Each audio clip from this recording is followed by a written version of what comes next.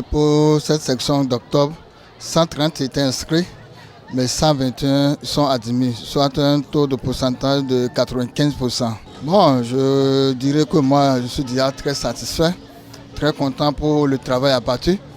D'abord, travail abattu par les patrons et patronnes des ateliers et le travail aussi abattu par le comité d'organisation pour ce résultat.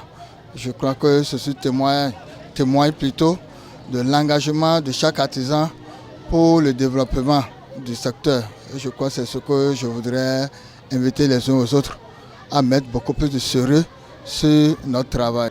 Oui, ce que je veux les faire comprendre, c'est que c'est bon d'avoir le diplôme, mais le plus essentiel, c'est de savoir, c'est d'exercer ce métier. Et c'est ça qui va les permettre d'être épanouis et d'être indépendants. Donc je les invite vraiment à se lancer, à s'insérer très vite pour le travail. Il ne faudrait pas qu'ils traînent, donc tout serait le mieux. Oui, à l'endroit de nos autorités, je voudrais d'abord les remercier pour le soutien et pour l'accompagnement.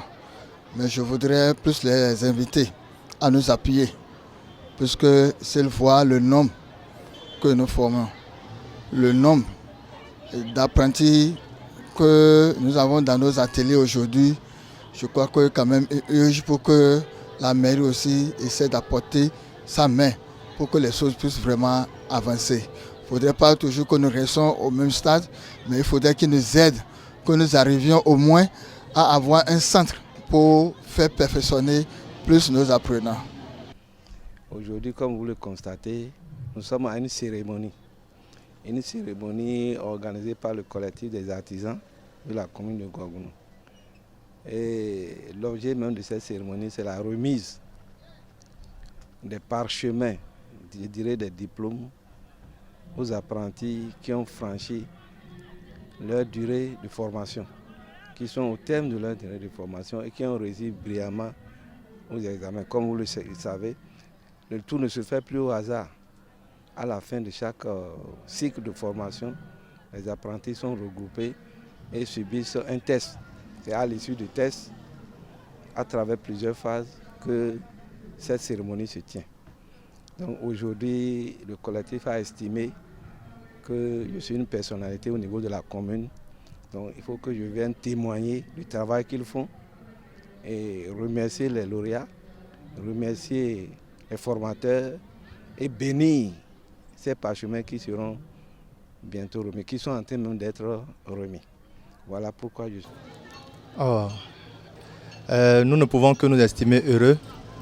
Et en réalité, ce n'est pas Abdoul Chakour Naro qui a été honoré par ce prix-là aujourd'hui.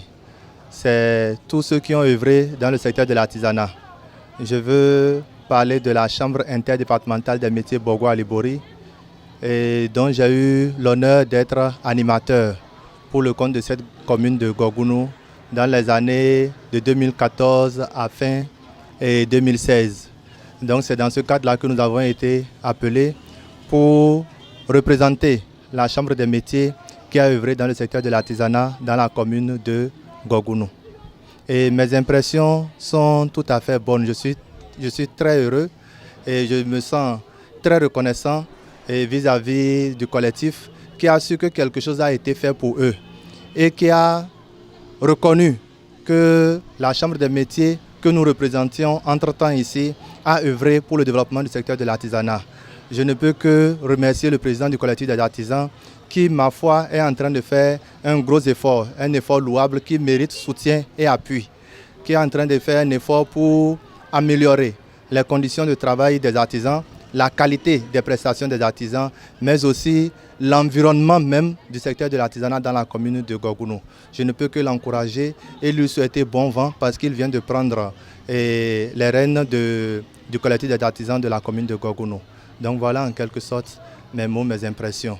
Si nous devons donner un mot, s'il nous est permis de donner un mot, ce n'est que de demander aux autorités au niveau local, les autorités au niveau départemental, c'est-à-dire préfectoral, de porter une attention particulière sur ce secteur-là, qui représente en quelque sorte l'avenir de l'entrepreneuriat dans ce pays-là. Ce n'est que par ces petits métiers-là que tout commence. Donc si nos autorités peuvent accorder un peu plus d'attention pour accompagner ces artisans à produire mieux, à produire plus, à mieux vivre de leur métier, ça serait vraiment formidable. Et cet accompagnement ne sera pas seulement sur le plan financier, ne sera pas seulement sur le plan technique, mais sur le plan institutionnel et sur le plan des formations et autres. C'est en quelque sorte ce que nous avons à dire. Merci bien. Premièrement, à donner des machines de tissage pour les tisserandes là, aux meilleures filles de la commune de Gorgounou. Ça doit être en 2016 comme ça. Et en dehors de ça, cette année encore, 2020, c'est ça non? Ou bien 2020, fin 2019, j'ai aussi à donner des machines à coudre aux meilleures filles.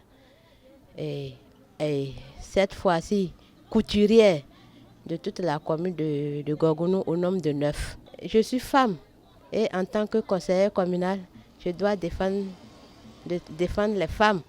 Et toutes mes actions doivent aller vers la femme parce que la femme, c'est le moteur du développement aujourd'hui. Donc pour cela,